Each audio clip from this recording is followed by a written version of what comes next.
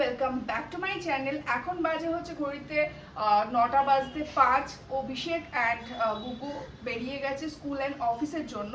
আমি এখন চলে এসেছি একটু নিজেকে প্যাম্পার করার জন্য। আর তার থেকে বড় কথা, এখন প্রচণ্ড গরম লাগছে, ফ্যানটাও অফ রয়েছে, প্লাস আজকে টেম্পারেচার ভীষণ হাই।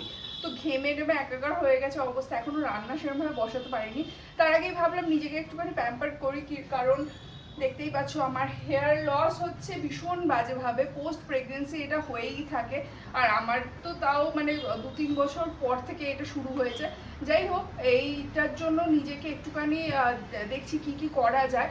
তো হেয়ার ফলটা শুধুমাত্র যে বাইরের থেকেই হচ্ছে সেটা না, ইন্টারনাল কিছু প্রবলেম হলেও সেটা হয়, সেটা আমি জানি। কারণ হরমোনাল চেঞ্জেসের জন্য হয় এবং অন্যান্য কারণের জন্য হয়তো, যেহেতু প্রেগনেন্সির পরে এই জিনিসটা আমার বেশি হচ্ছে, তো একদম অনেকটা জায়গায় আমার খালি খালি টাইপের হয়ে যাচ্ছে। সেটার জন্য আমি বাইরের অনেক কিছু ট্রাই করেছি, সেরকমভাবে কিছুই কার্যকরী হয়নি আমার জন্য।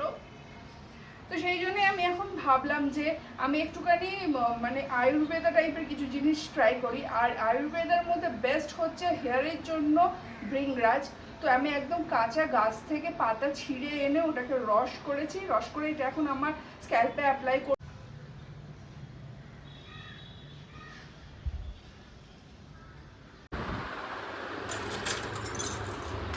ঘড়িতে এখন বাজে সকাল 10টা 20, আর এখন যাচ্ছি আমি মেয়েকে স্কুল থেকে আনার জন্য।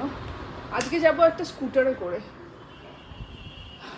করে মেয়ে ফার্স্ট টাইম আসবে, ভীষণ আনন্দও পাবে আর ভীষণ আমার একটুখানি ভয় লাগবে। তো চলো, দাঁড়ো এক সেকেন্ড, গ্যাসটা দেখে নিয়ে অফ করেছি কিনা। মানে এত তাড়াহুড়োর মধ্যে আমি কাজ করছি না, আমি গ্যাস অফ করেছি কিনা সেটাই। গ্যাস অফ আছে। চলো, গাড়ি বুক করা অলরেডি আমার হয়ে গেছে, এবারে মেয়ের আনতে যাব।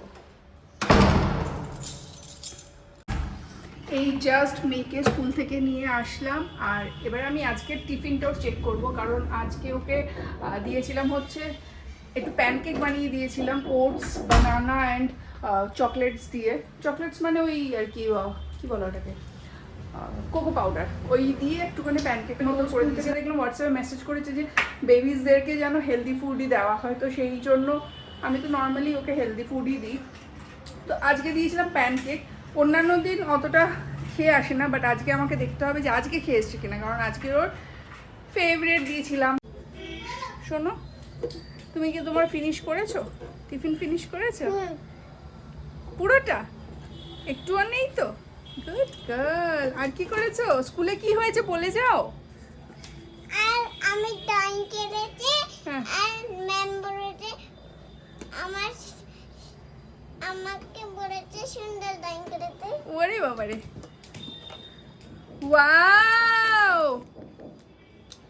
পুরো টিফিন একদম ফিনিশ, কিচ্ছু নেই, no grapes and no pancake, পুরোটা ফিনিশ।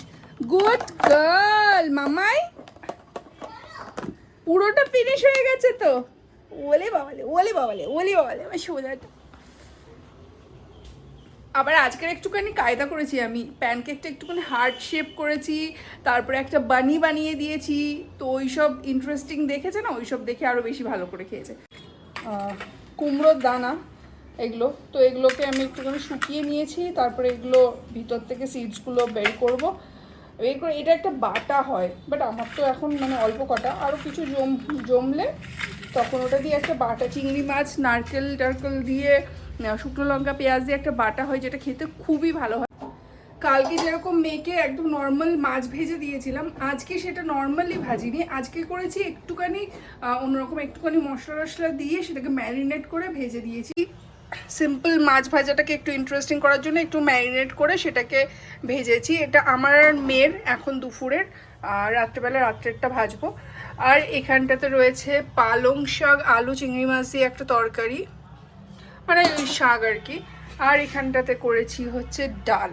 তো এটা হচ্ছে অড়হর ডাল, আর এটাকে একটুখানি ওই ফোড়ন টোড়ন দিয়ে একটুখানি বেশ ডাল ফ্রাই টাইপের করেছি, বাট একটু পাতলা। এখানটাতে রয়েছে বাঁধাকপি, কালকে যেটা বানিয়েছিলাম সেটাকেই আরও মশলাপাতি দিয়ে একটুখানি ঝাল টাল বেশি করে দিয়ে একটু ঝাল ঝাল করেছি। কালকে যেহেতু মেয়ে খেয়েছে ওই জন্য ঝাল কম করেছিলাম। তো আজকে আমরা যেহেতু শুধু খাবো, লাঞ্চটা করে নেবো, নাইরা আর আমি লাঞ্চ করবো, তারপরে যেরকম ওকে শুতে নিয়ে গিয়ে স্টোরি টাইম হবে, স্টোরি টাইম পর ও ঘুমাবে, ঘুম থেকে উঠে আজকে যাবো ছাদে।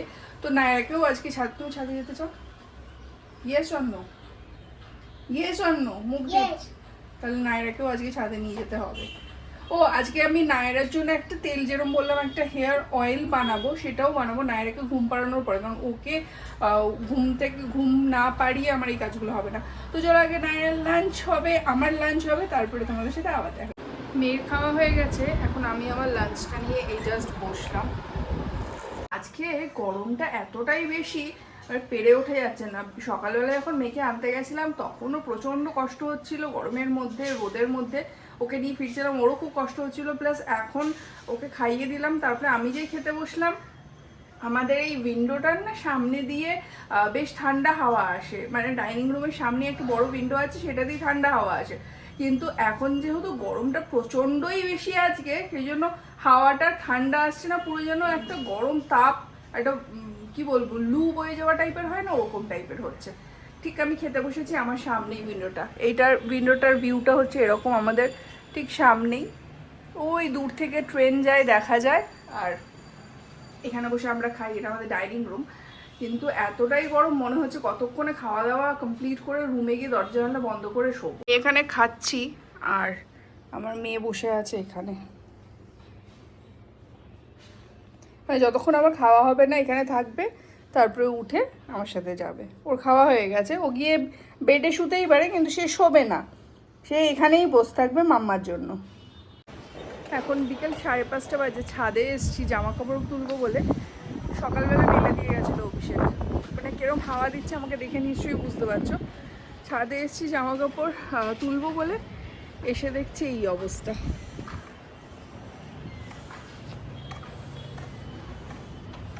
কাঁচা জামা কাপড় পুরো পরে নোংরা হয়ে কি অবস্থা বাবা।